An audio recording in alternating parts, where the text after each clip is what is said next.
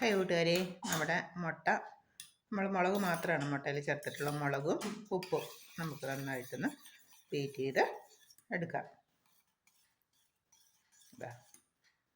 ഇനി നമുക്ക് തയ്യാറാക്കിയാൽ മതി.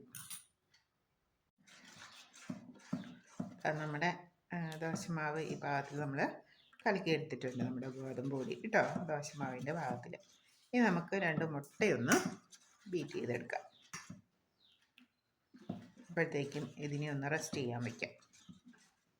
വീട്ടുകാർ നമ്മുടെ ഇൻഗ്രീഡിയൻസ് ഒന്നുകൂടെ നോക്കാം. ഗോതമ്പ് പൊടി ദോശമാവിൻ്റെ പാകത്തിൽ കലക്കിയെടുത്തത്, പിന്നെ നമ്മളതിന് വേണ്ടിയിട്ട് ഫില്ലിങ്സ് തയ്യാറാക്കിയത് സവോള, ഒരു തക്കാളി, ക്യാരറ്റ്, നമ്മുടെ മെയിനായിട്ടുള്ള പച്ചക്കറികൾ എന്തൊക്കെ ഉണ്ടെങ്കിലും അതൊക്കെ നമുക്ക് ചേർത്ത് കൊടുക്കാം. അത് വെച്ചിട്ടൊരു ഫില്ലിങ്സ് തയ്യാറാക്കി അതൊന്ന് വഴറ്റിയെടുത്ത് വേണ്ടതിൽ ചെറുതായിട്ട് കരിഞ്ഞ മുളക് പൊടി ഉപ്പും ചേർത്ത് നമ്മൾ നന്നായിട്ടൊന്ന് വഴറ്റിയെടുത്ത് 2 മുട്ട ഗ്രേറ്റ് ചെയ്തെടുത്ത്. ഇത്രയാണ് നമ്മുടെ ഇൻഗ്രീഡിയൻസ്. നമുക്കിനി തയ്യാറാക്കാം. ഓക്കെ, താങ്ക് യു കൂട്ടുകാർ.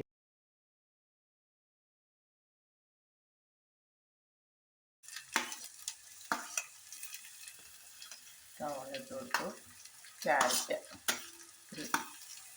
സാമാന്യം വലുപ്പമുള്ള ഒരു ക്യാരറ്റ് എടുത്തു,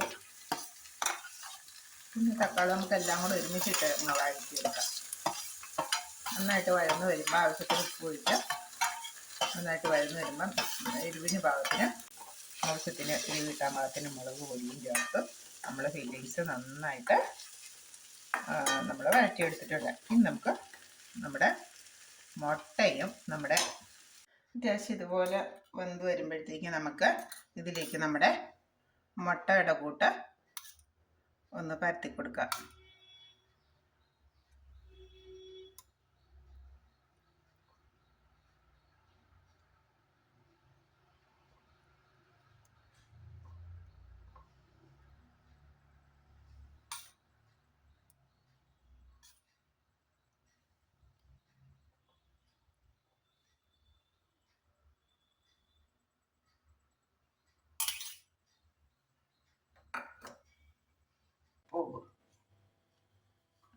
ഇനി നമുക്ക് നമ്മുടെ ഫില്ലിങ്സ് വെച്ച് കൊടുക്കാം.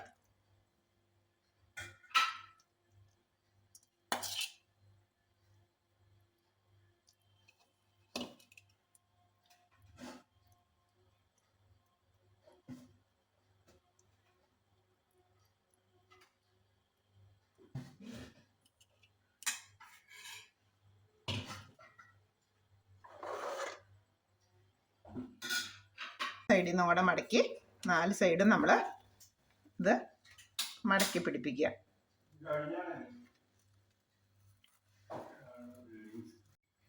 ഹായ് കൂട്ടുകാരെ, നമുക്കിങ്ങനെ മുട്ട മൊരിഞ്ഞ് വരുമ്പോഴത്തേക്കും നമുക്ക് ഇങ്ങനെ 2 സൈഡിൽ നിന്നും മടക്കി കൊടുക്കണം. അപ്പം തന്നെ അടുത്ത സൈഡിൽ നിന്ന് കൂടെ മടക്കി 4 സൈഡും നമ്മൾ ഇത് മടക്കി പിടിപ്പിക്കുക.